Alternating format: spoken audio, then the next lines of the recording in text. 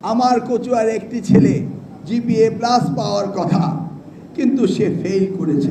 SSC 2026 শিক্ষার্থীরা, আজকের এই ভিডিওটি তোমাদের জন্য খুবই গুরুত্বপূর্ণ। কয়েকদিন পরে তোমাদের বোর্ড এক্সাম। তুমি যদি এই ওয়াইএমএসসিতে একটা ভুল করো, একটা অক্ষর যদি উলট পালট করো, তাহলে তোমার রেজাল্ট এ আসবে, তুমি এ প্লাস পাওয়ার যোগ্য হলো, গোল্ডেন এ প্লাস পাওয়ার যোগ্য হলো।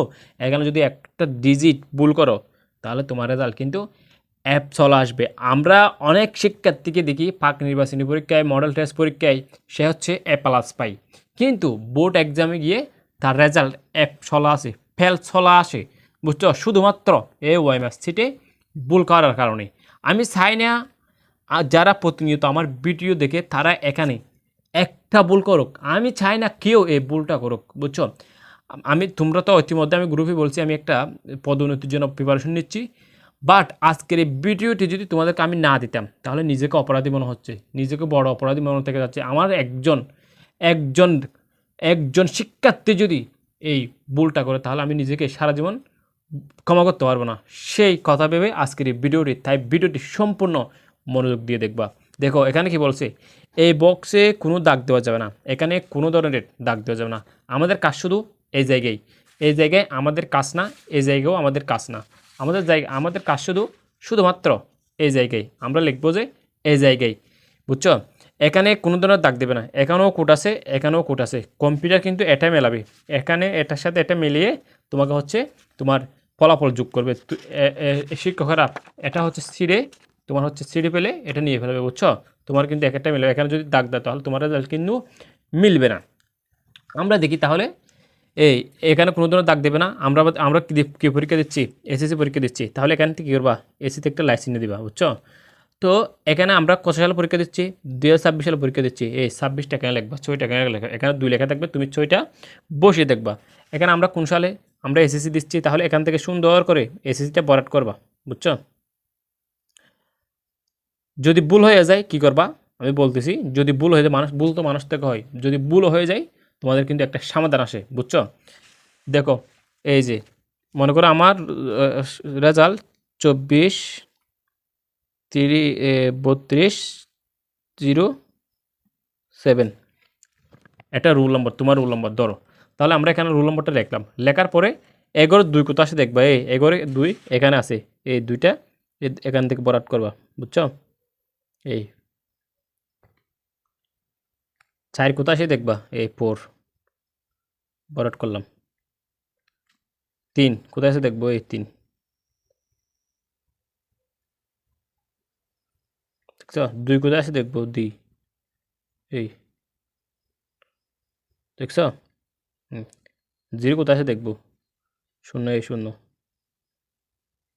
এবার মনে করো, এবার আমার কি 7, আমি ভুল করে 8-এ দাগিয়ে ফেললাম।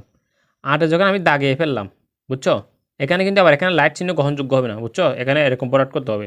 মনে করো ভুল করে এখানে 7 আমি 8-এ দাগিয়ে ফেললাম, তখন কী করবা তুমি? আস্তে করে 7টা দাগিয়ে দেবা। বুঝছো? যাতে কোনো ধরনের যাতে কম্পিউটার এটা দেখে স্ক্যান করতে পারে তুমি 7টা এখান থেকে কী হচ্ছ, দাগিয়েছো। বুঝাচ্ছে? আর যদি 2-3টা ভুল হয়ে যায়, তাহলে অবশ্যই তোমার পরীক্ষার গার্ডকে বলবা, উনি কিন্তু তোমার রোল নম্বর অন্য একটা সিটের মধ্যে লিখে নেবে, লিখে নিয়ে সেগুলো এখানে কেন্দ্রের মধ্যে পাঠিয়ে দেবে। বুঝছো? এবার আসো রেজিস্ট্রেশন নম্বর। রেজিস্ট্রেশন নম্বর ধরে নিলাম আমি এখানে 689712667, এটা মনে করো তোমার রেজিস্ট্রেশন নম্বর। বুঝছো? আমি এখানে রেজিস্ট্রেশন নম্বর, আমার স্ট্যান্ডটা হচ্ছে লড়তে হচ্ছে মোবাইলের, সেজন্য আমি লিখে ভালো করে লিখতে পারতেছি না, দূর থেকে লিখতে হচ্ছে। বুঝছো? এই মনে করো 2 হুবহু আমরা যেমন শিপ ঠিক তদ্রুপ রোল নম্বর যেভাবে দাগিয়েছি সেভাবে দাগাবো। এই যে 2 কোথায় আছে, এই 2 এই ঘরে আছে, 2 দাগিয়ে ফেলবো। 5 কোথায় আছে, 5 হচ্ছে এই জায়গায়, 5 দাগিয়ে ফেলবো। বুঝছো? 6 কোথায়, 6 হচ্ছে এই জায়গায়, 6 দাগিয়ে ফেলবো। বুঝছো? 8 কোথায়, 8 হচ্ছে এই জায়গায়, 8 দাগিয়ে ফেলবো। 9 হচ্ছে এই জায়গায়, 9 দাগিয়ে ফেলবো। 7 হচ্ছে এই জায়গায়, 7টা দাগিয়ে ফেলবো 1 এই যে 1 2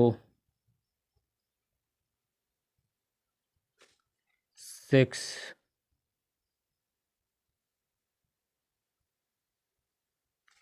7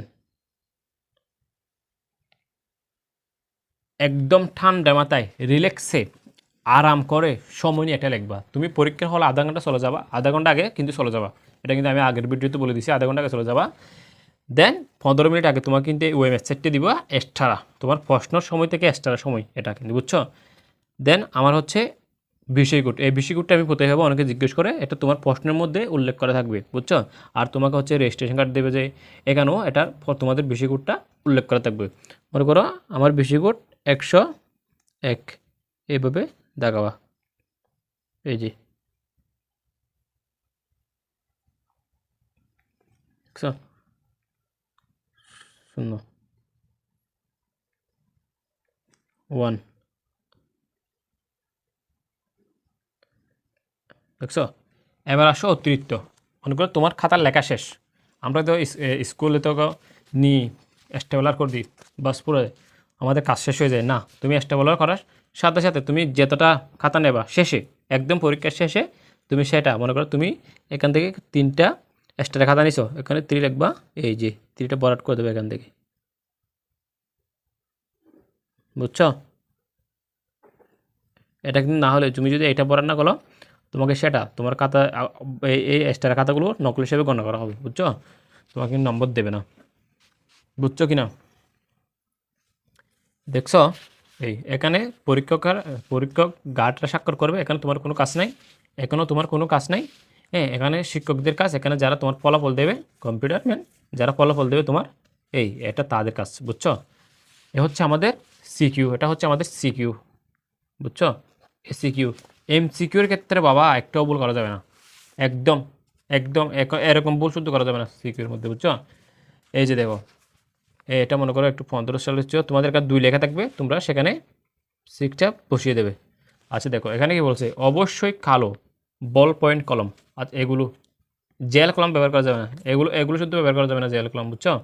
তোমার হচ্ছে ব্যবহার করতে এরকম বল পয়েন্ট কলম এগুলো ব্যবহার করতে পারবা, এগুলো ব্যবহার করতে পারবা, বল পেন্ট হলো বুঝছো। এবার আসো আমরা ঠিক তদ্রূপ আমাদের রোল নম্বর এখানে লিখবো, লেখার পরে ঠিক তদ্রূপ আমরা সিকিউতে যেভাবে দেখিয়েছি সেভাবে তোমরা এভাবে এখানে বরাট করবা। আর সেট কোডটা কোথায় পাবা, সেট কোডটা ভেরি ইম্পর্টেন্ট। এখানে দেখছো এখানে বলছে বৃত্তকার গড়গুলো এমনভাবে বরাট করতে হবে যাতে এগুলো ভিতরে লেখা দেখা না যায়। মনে করো এখানে কী দেখা যাচ্ছে, এটা গ নম্বর, এমনভাবে বরাট করতে হবে যাতে লাল গোল দেয়া যে দেখাচ্ছে সে একটা একদম দেখা যাবে না। আর এটা এভাবে দেওয়া যাবে না, এভাবেও দেওয়া যাবে না, এভাবেও দেওয়া যাবে না, এই বরাট করতে হবে, বুঝছো। আর বৃত্তকার গড়গুলো অবশ্যই বল পয়েন্ট কলম দিয়ে বরাট করতে হবে। উত্তরপত্রে কোনো অবাঞ্ছিত দাগ দেওয়া যাবে না, এখানে কোনো ধরনের দাগ দেওয়া যাবে না এক্সট্রা। উত্তরপত্রটি কোনো অবস্থাতে বাস করা যাবে না, এটি কোনো অবস্থাতে বাস করা যাবে না, বুঝছো। এগুলো এটা কোনো অবস্থাতে বন্যা হোক বৃষ্টি হোক কোনো অবস্থাতেই এটা এভাবে বাস করবে না, বুঝছো।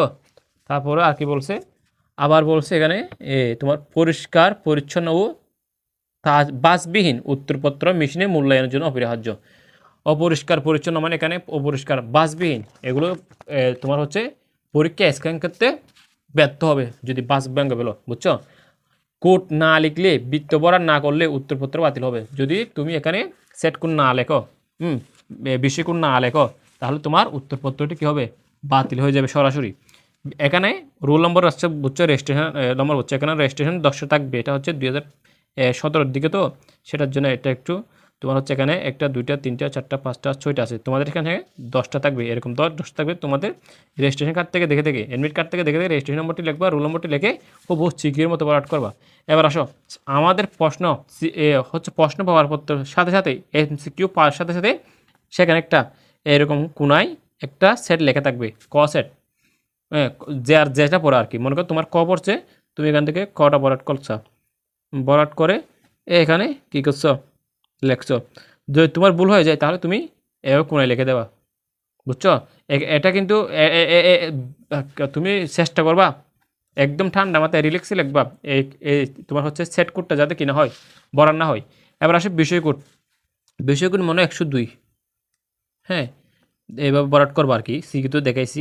এই বেশি কম্পার বার করবা, এগুলো যদি বরাট না করো তাহলে তোমার হচ্ছে উত্তরপত্র হচ্ছে বাতিল হবে, বুঝছো? একদম বাতিল হয়ে যাবে। 10 বছরের সাধনা তোমার হচ্ছে নষ্ট হয়ে যাবে। এত বছর পড়ালেখা করছো, 2 বছর নবম শ্রেণী, দশম শ্রেণী, কি পড়া, কতই না কষ্ট করছো তুমি। গোল্ডেন অ্যাভারেজ যোগ্য হলেও কিন্তু তোমার হচ্ছে ভুল চলে আসবে, বুঝছো? এবার আসো, যেটা সবচেয়ে গুরুত্বপূর্ণ ইম্পর্টেন্ট, এটা হচ্ছে এই জিনিসটা। দেখো, আমার উত্তর মনে করো একের হচ্ছে গ। আমি গটা কী করলাম, এখান থেকে কী করলাম, বরাট করলাম। তোমার জেল, এখানে জেল কলম ব্যবহার করবে না। অনেকে কী করে তাড়াতাড়ি হওয়ার জন্য কী করছে, এভাবে পুটা দিয়ে জেল কলম ব্যবহার করে, সেটা কিন্তু কম্পিউটার স্ক্রিন করতে পারে না, সব ফেল চলে আসবে। তোমার 30টাতে হলেও কিন্তু ফেল চলে আসবে, বুঝছো?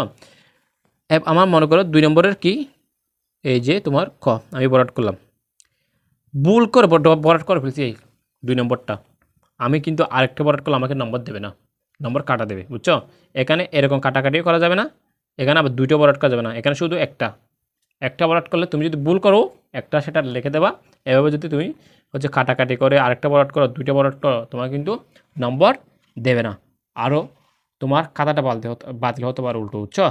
এই ভুলগুলো কখনোই করবে না, একদম রিল্যাক্সে ঠান্ডা মাথায় এই কাজটা করে নেবা। কোনো ধরনের প্যারা নেওয়ার কোনো প্রয়োজন নাই, বই পাওয়ার কোনো প্রয়োজন নাই, বুঝছো? 1টা 2টা পরীক্ষা যখন দিয়ে দেবে তোমাদের ভিতরে, তোমাদের মনের ভিতরে এই যখন যে বইটা কাজ করতেছে সে বইটা একদম চলে যাবে। আমরাও পরীক্ষা দিয়েছি, আমাদের বই করতো, আমরা যেখানে 2টা পরীক্ষা দিয়ে দিয়েছি, বুঝছো? বই কোথায়, কিসের বই, এখানে সব বই চলে যাবে, বুঝছো? যাই হোক, সবার জন্য শুভকামনা। হ্যাঁ, মন দিয়ে পড়ালেখা করো, আত্মবিশ্বাস রাখবা সব সময়। বই পাওয়া যাবে না, আত্মবিশ্বাস যদি রাখো তাহলে তুমি 100% পরীক্ষায় পাস করবা, আমি বলে দিলাম। দেখা হচ্ছে পরবর্তী ভিডিওতে, ততক্ষণ ভালো থাকবা, সুস্থ থাকবা। আসসালামু আলাইকুম।